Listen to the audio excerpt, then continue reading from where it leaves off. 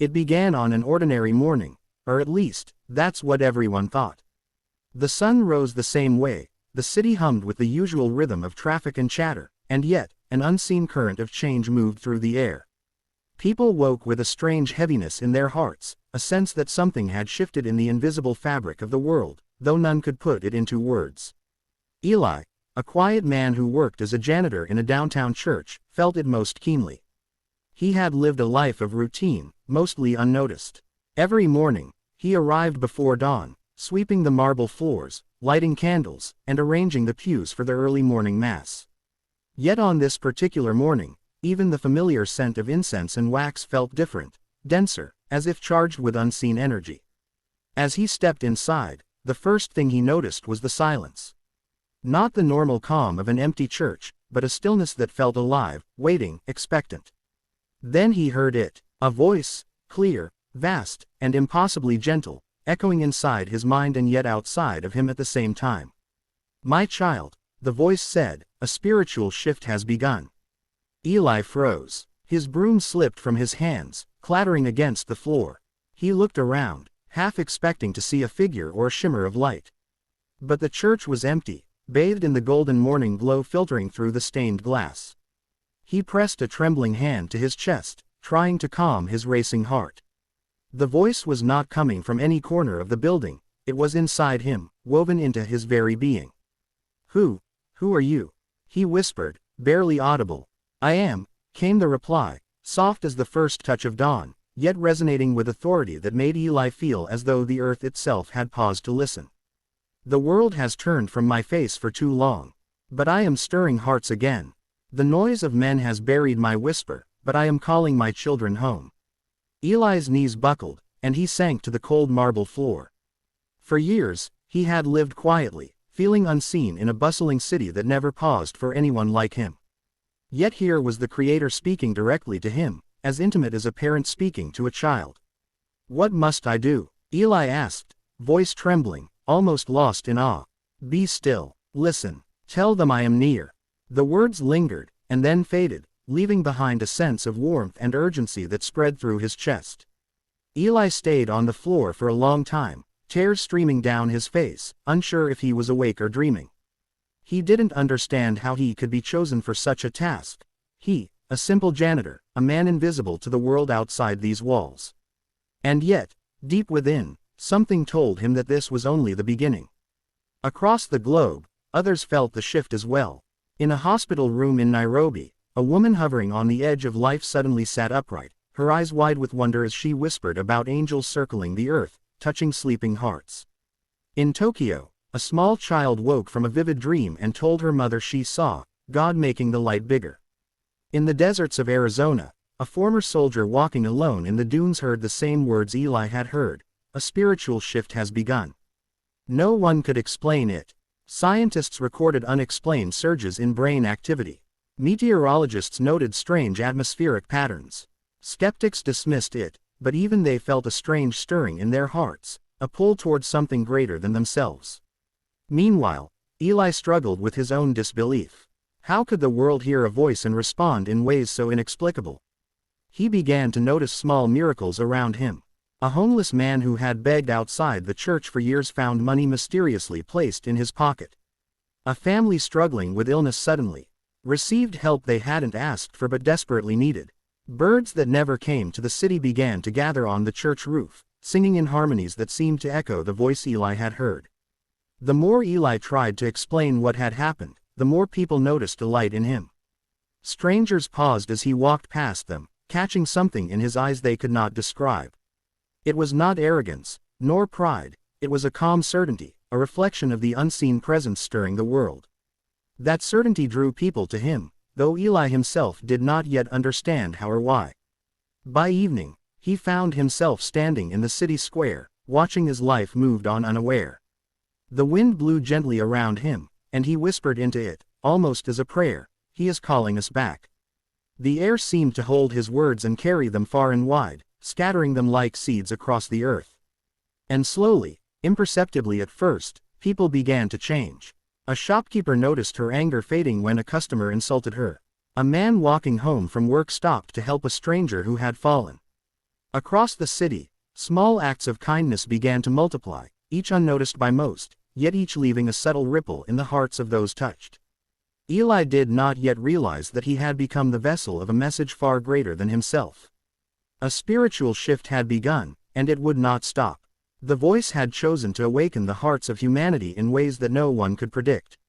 And Eli, a quiet janitor who had only wanted to live a simple life, stood at the threshold of a movement that could transform the very essence of the world. The night fell, yet Eli remained in the square, bathed in the glow of streetlights and moonlight.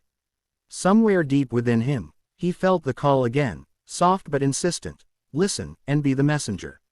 And so, with a trembling heart but a newfound courage, he whispered once more, I am listening. The next morning, Eli awoke with a fire in his chest, not the fire of fear or anger, but the fire of purpose, quiet yet unstoppable. His simple act of listening and believing had begun something far larger than himself. Word of the strange occurrences spread slowly at first, through whispers and stories shared in neighborhoods, churches, and homes.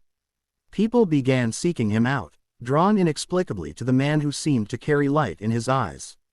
They came with questions, doubts, and sometimes fear, but each left with a glimmer of hope, a feeling that something eternal was awakening within them. Media coverage came next, skeptical and mocking at first. Headlines called it, the whisper phenomenon, or, mass delusion across the globe. Yet the mockery faded when miracles began to happen with undeniable clarity.